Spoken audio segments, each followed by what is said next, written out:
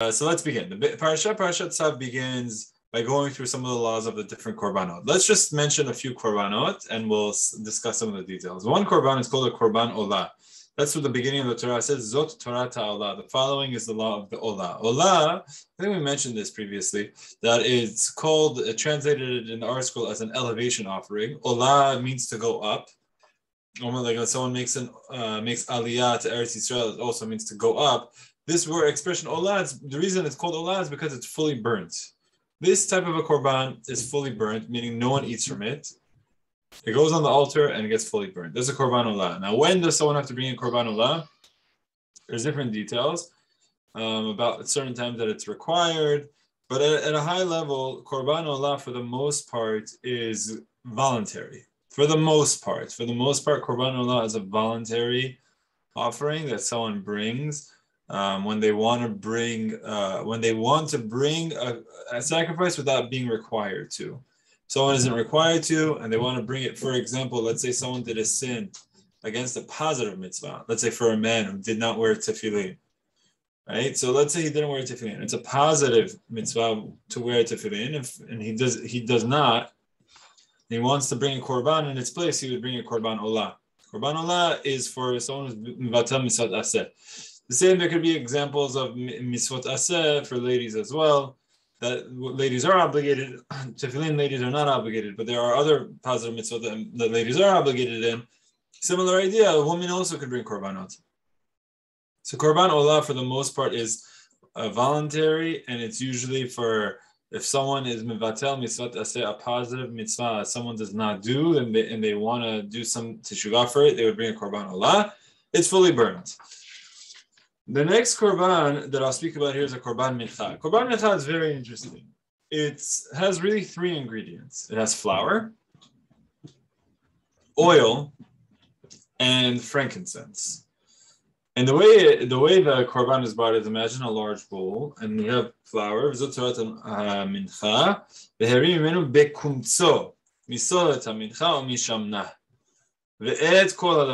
mincha. It tells us now how the offering is brought. Remember how I said korban olah is fully burnt, no one eats from it? Korban mincha is a flour offering, flour out of, let's say, wheat. It's wheat flour, very fine flour. Put it in a bowl, pour oil on the flour, and then there's frankincense. It's a type of spice that's put on top. Now, this is brought as an offering. You give it to the Kohen. The Kohen takes solet hamincha, misolet hamincha umishamna, takes from the flour and the oil, bekumtso, a fistful. But the fistful does not include. So there's just what it looks like. It's as follows. Essentially, this is my hand. You can see. Let's say this is the bowl. The Kohen would stick his hand in the bowl, scoop out the flour, and then with his thumb, he would brush off any residual that's coming out of this side. With his pinky, he would brush off any residual that's on this side. He has 3 fingers worth of flour and oil, as well as the frankincense. Takes that, throws that as an offering. And then, and the rest of the flour offering is given to the Kohen to eat. So here you see there's another detail of a Korban Mincha. Partially has to be brought on the altar, partially gets eaten by the Kohanim. And actually, a lot of details here. One thing we could just talk about very briefly is that there's like 3 symbols here. Flour, wheat flour, is probably the most basic bare bones food that someone needs to eat, right? What is the most basic food someone needs to eat? Bread. So flour is the ingredient that makes bread. This isn't even bread. It's even more basic than the bread itself. So that's the flour. Then there's oil. Oil goes as part of the food, so it is making that bare bones, making a little bit more enjoyable. So you wouldn't categorize it as like the luxuries of life, but it's living a comfortable life, right? So you have the flour is like bare, not a comfortable life. It's just surviving. With the oil, it's like, okay, now you could live a comfortable life. And the final one, the frankincense, is the spices that's thrown on top. That symbolizes like the luxuries of life. It's not necessary. You don't even need it. It's just something that gives a nice aroma. So it's not even living a comfortable life. It's living a luxurious life. And there's 3 different components of this korban, because we're thanking Hashem for all different components. This is the way Rav Shimshon Raphael Hirsch explains the korban mincha. He explains how we thank Hashem and we appreciate the bare necessities.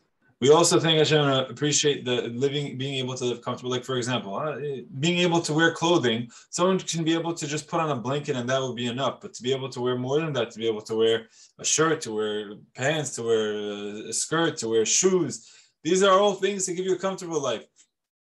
Are they necessary for life? No, not necessarily. You might, just have a blanket, that's enough. But something that it's like this, it's like living a comfortable life. And then after that, it would be the luxuries of, you could wear the jewelry, you could wear the bags. These are all things you should thank Hashem for also, right? It's not like, oh, they're materialistic, so therefore no one should do it and no one should thank Hashem. If you're doing it, you should thank Hashem for the ability to be able to have it, right? So this is like the three levels of bare necessities. That's like the flour. Then you have it with the oil, is living a comfortable, pleasurable life. And then there's the spices, which is just like complete luxuries, which is not even giving you anything in life other than just some nice smell, but it doesn't give you any nutrition, doesn't give you any sustenance to life. But still, it's something that you thank Hashem for because it's something that we enjoy. So this is the three levels of a korban mincha that Rav Shimshon Raphael Hirsch explains. There's more korbanot. Again, I'm gonna more allow people to ask questions as opposed to going into all of the details here. But I will just mention there's one or two more korbanot. The next one is called the korban chatat. Korban chatat is called the sin offering. But it's not for every sin. It's for a specific sin. The sin that if someone were to do it on purpose, it would be karet. And if someone were to do it unintentionally, you would bring a korban chatat.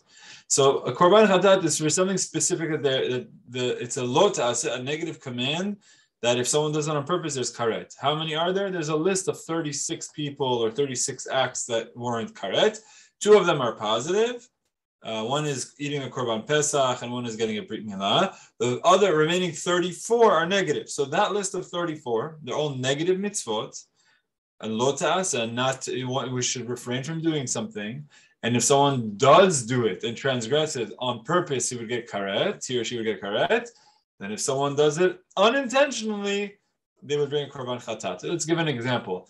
Anyone in the chat want to be brave and give me an example of a karet sin, a lo ta'aseh that's karet?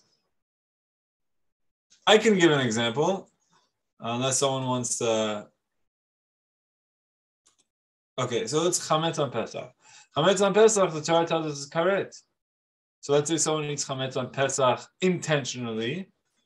That's karet. Both man and woman, it's the same.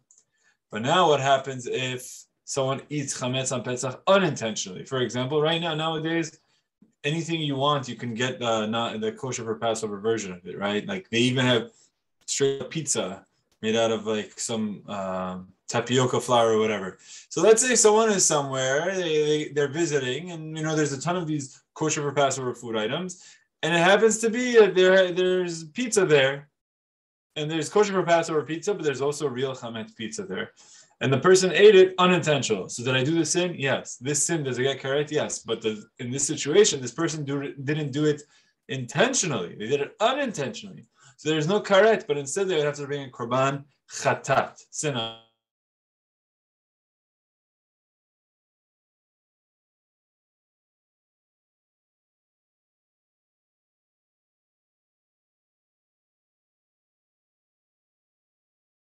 Hey, if you want to bring an offering, just bring whatever you want to bring, and we'll take care of it from there. Okay, it's telling me my connection is unstable. Whatever you want to bring. You want to bring a flower, bring flower. You want to bring a bird, bring a bird. You want to bring a cow, bring a cow. But why is it that no? In this situation, this is what you have to bring. In that situation, that's what you have to bring. And this is what has to happen to it. Why are there such strict details? I think part of the answer goes back to the first people who ever brought korbanot in the world. Cain and Hevel. Torah tells us that Cain brought vegetation, flax, different things that grow from the ground, but he didn't bring from the best. He brought from the leftovers. So, for example, he had a whole batch of flax. He used the good ones, and whatever's left, he's like, okay, I'll give this to God. The leftovers, what he would For all intents and purposes, throw it in the garbage. I might as well give it to God. Hevel did the opposite. Hevel brought the Michel Behen, the fattest ones, the best ones, the most healthy looking sheep he brought as a korban. And Hashem accepted Hevel's korban because he brought from the best one, but he didn't accept Cain's because it was almost like using God as a receptacle to throw something in the garbage. Like, oh, here's a korban, here, it's for you. So the Torah here is telling us, look, you want to bring a korban, that's your choice. But once you do, you need to fall under the standards of how to do it. Why? Because if not, you run the risk of doing Cain, which is going to end up hurting you. You're going to bring something that's garbage to Hashem. Chas v'shalom. You want to bring a korban, okay, under this situation, this is what you bring. Just like everyone else is in that situation. Under that situation, that's what you bring. Just like everyone else is in that situation. There's a level of standards given. So there's a ton of details. Most people don't even have to know the details. All they have to know is they did something wrong. You go to the Beit HaMikdash, they'll guide you on what to do. But we study the Torah, we study the details. Part of it is to understand. It can't be anyone does whatever they want. Because then you run into like ish kolei yashar be'einav, everyone doing whatever they want, you could become dangerous. That's like what happened with Cain. Therefore, there are standards to follow. Okay. I also want to mention one more thing here. It's called a korban todah. Okay, so the Aliyah Shlishi talks about a korban todah. Im al todah yakrivenu v'yikriv al zevach todah chalot matzot bedot b'Hashem v'rukei matzot v'shichim b'shamen. Torah speaks about a korban todah here. What is a korban todah? So we learn, the halachot teach us that a korban todah is brought by one of four people in a certain situation. This is something that's very famous. We know, but we know because of a different reason, and I'll clarify. Korban todah is brought by someone who was in a dangerous situation, specifically someone who traveled through the desert, or someone who traveled through sea on a ship, or someone who was very sick and bedridden, almost they were going to die and they got better, so when they're healed, as well as someone who is thrown into prison and they're released from prison. All four of these situations, someone who traveled through the desert, went through a dangerous situation and came out alive. Going through the desert, there's no food, there's no water, there's no vending machine you can pick up the soda by. It's very dangerous. It's very hot. Someone makes it out alive, they would bring a korban todah. Same with someone traveling through the sea. When someone's in the sea, if they're faced with a storm, it's very dangerous. Someone comes out alive, they bring a korban todah. Someone who went to prison, very dangerous for many reasons. They could die of starvation, they could die of sickness, they could die of other people beating them up, whatever. Whatever happens in prison, someone survives, come out alive. They say korban todah, they bring a korban todah. Finally, if someone is bedridden, very sick, almost dying, they get healed, they bring a korban todah. What does the word todah mean? It means thank you. It's what's called a thanksgiving offering. Now, there's a lot of details here. One of the details is that you're bringing 40 loaves of bread. Some of them are chametz, some of them are not, but there's 40 loaves of bread. And there's a time limit for how long you have to eat this. Right? There's a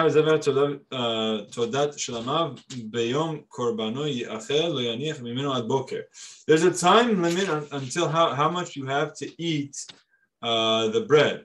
It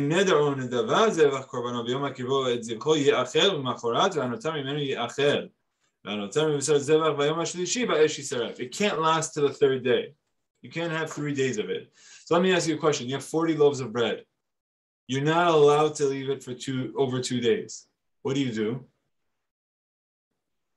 You invite other people because you're not going to be able to eat 40 loaves of bread. Right now, everyone's on a diet. They don't even touch bread. Imagine having 40 loaves of bread. Okay, you have one entire loaf for breakfast, one entire loaf for lunch. How are you going to eat 40? The only way that this is practical is if you invite other people. When you invite other people, everyone's going to say, hey, what happened? What's going on? And you're going to say, I was in a very dangerous situation and I was saved. This is where there's a concept called of a seudat hoda'ah. Having a meal where you're thanking God for something that happened. Let's say someone gets in a very bad car accident or someone is in a very dangerous situation and they got healed, someone was sick and they got better. there's this custom in line with this Korban Todah called a Seudah Toda'ah. You have a party, you have a Seudah, you have a meal, and at the meal, you thank Hashem and you speak words of praise of Hashem, and look what Hashem did. We get that concept from this Korban Todah. Korban Todah, someone brings a Korban, afterwards they have to eat from it, they have to eat from the meat, they have to eat from 40 loaves of bread. You can't possibly eat it yourself. You're going to have to invite other people, and then you'll speak about what happened. This is something that the Torah teaches us. I hope one day we'll be able to actually bring it. Now, what do we have parallel to the Korban Todah nowadays? We have what's called Birkat HaGomel. Birkat HaGomel is bracha that someone says when they're in the same situations. We normally on a Monday or a Thursday or on a Shabbat or really anytime you take out the Torah, but it doesn't even have to be that. You just need to have a minyan. You have a minyan of people. Someone goes and says a bracha, Baruch Atah Hashem Elokeinu melech haolam. Hashem, you're blessed. You're the source of all of our blessing. You're the master of the universe. Hagomel l'chayavim tovot. You give, God, you give good. Gomel is like to give kindness.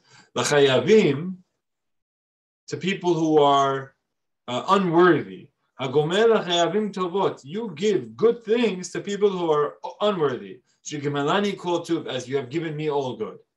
This is what the bracha that we're saying is, God, I'm unworthy and undeserving of what the blessing I've received. Someone was sick and he comes and he's healed. He states very clearly that Hashem, I'm undeserving of the kindness that you gave me by healing me.